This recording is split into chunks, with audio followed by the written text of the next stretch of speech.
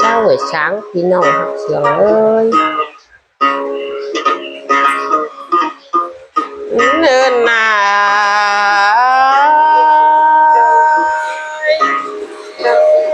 ถ้าที่พุ่นแหลมาจนได้ถ้าเดียวดอยน้อยยิ่ง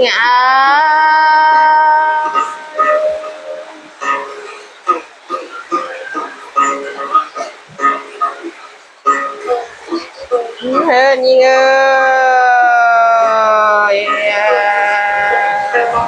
เวลาที่กินห้างแต่ความนายมาทองไม่ดูรานีเนี้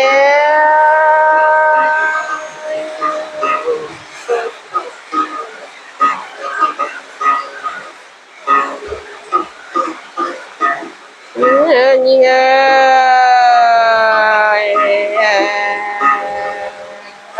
มีคำสองคำสาม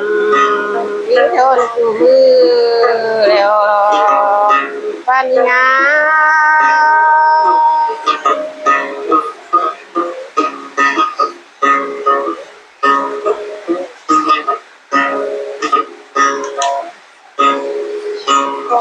น้อยน้อยหมายเพียงแต่ว่าเสียงคืนดีก็เลยจูอาปูน้อ